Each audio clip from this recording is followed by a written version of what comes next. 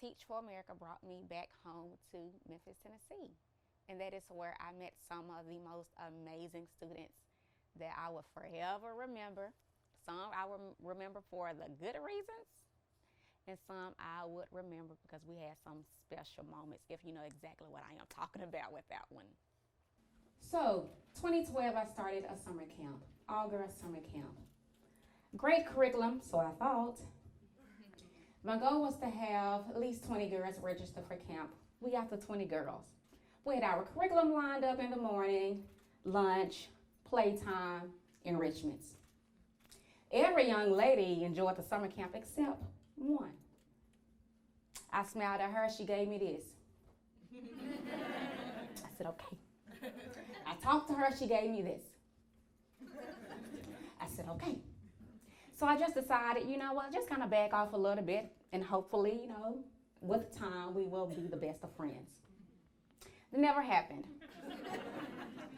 Lady Mel, and when I say that, I do have to pause for a minute. When I first met her, I just knew we would eventually, you know, get along. But for some reason, that moment never occurred with me.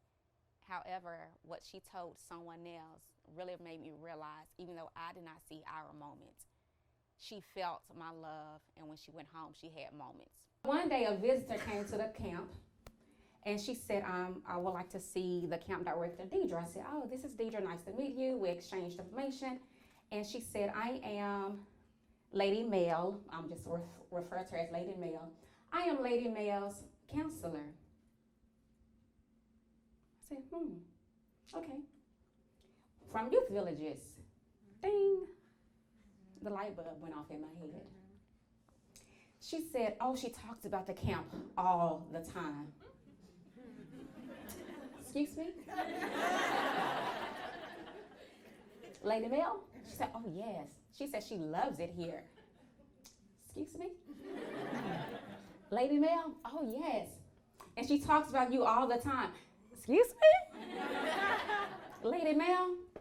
She said, yes. But I would notice when I would look at her, again, I get this. But the minutes I would look away, I would see a smile.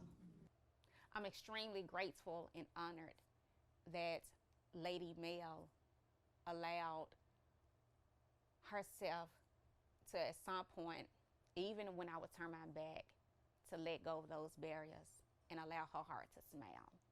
And she is one person that has transformed and even evolved the purpose of Made to Glam and why we do what we do with Made to Glam and young ladies throughout the entire city of Memphis. So, Lady Mel, if you ever see this video, thank you.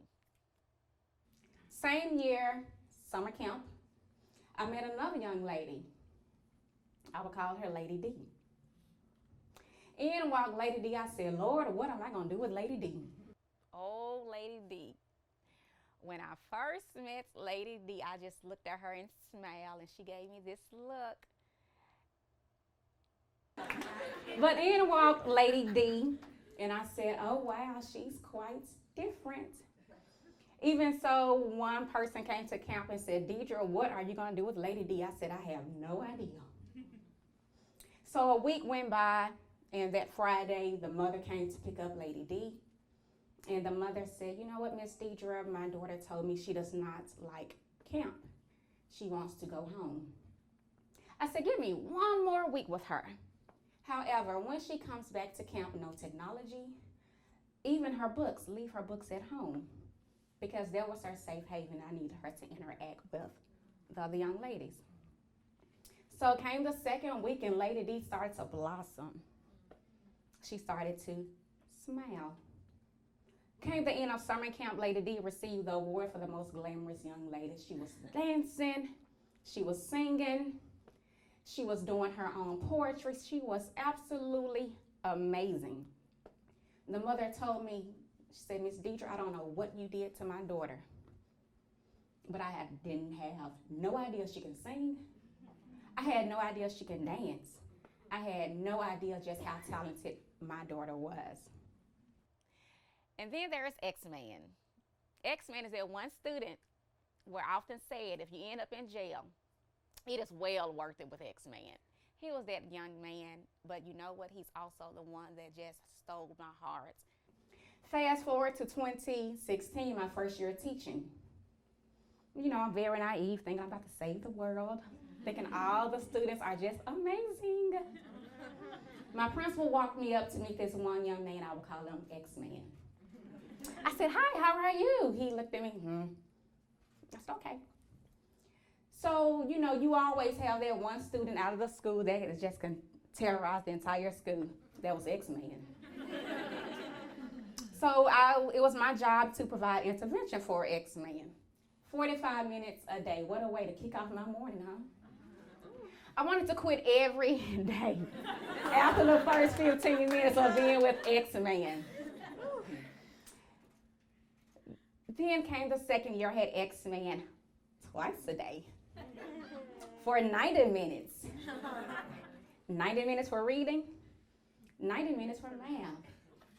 I wanted to quit every day for X-Man.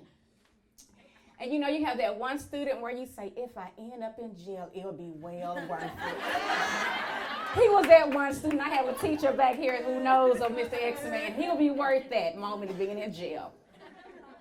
But anyway, so one day, you know, X-Man came to my classroom, and he wanted to give me this Oscar-worthy performance. Chairs going everywhere, papers on the floor. I said, oh my gosh. So he decided, you know what, I'm gonna throw this chair, I'm gonna throw the papers off the floor or on the floor, and I'm gonna just stomp off and just slam the door. So me, I'm gonna show him who's boss, I'm running. looking quite foolish. And so we're getting outside and he's just looking at me and I'm just fussing at him going off. And then I decided, wait a minute, Deidra, you the one out of breath. You the one with the headache. And he's just looking at you unbothered. And I said, something's quite not right with this situation. So it hit me. I said, instead of fussing at him, let's take a different approach. And I said, X-Man, I came in this morning. I dropped my things off. I came to pick you up for intervention. What did I do to you today? What's wrong with you? He looked at me. I looked at him. He smiled. The next day, I went to pick up X-Man. He looked at me. I looked at him.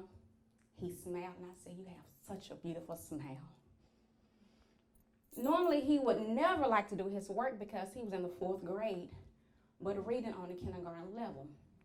So anytime it was time to do work, that's when he would go into this performance. And in my mind, I was quitting. But once he looked at me, once I looked at him and he smiled, it changed. He said, Miss Hawkins, I want to read. I said, come on, baby, let's read then. So I let him pick the passage that he wanted to read. And, you know, at first there was a struggle, but he was smiling. I said, as long as I got this smile, I got him. And so then his confidence began to grow, and I recorded him reading.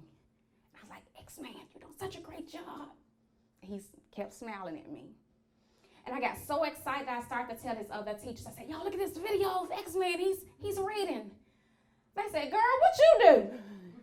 Because this is not the same student that we've had from kindergarten to now. I said, he looked at me, I looked at him, and we smiled. A smile is so powerful. A smile brightens a person's face. But I also read where a smile allows that person to say, you know what, I'm going to expose just a little bit of who I am because I am now comfortable. And for each student that you will hear about, they gave me a smile. But most importantly, I saw a smile come across their face. And they told me that they were ready to expose who they really are and ready to tackle this world.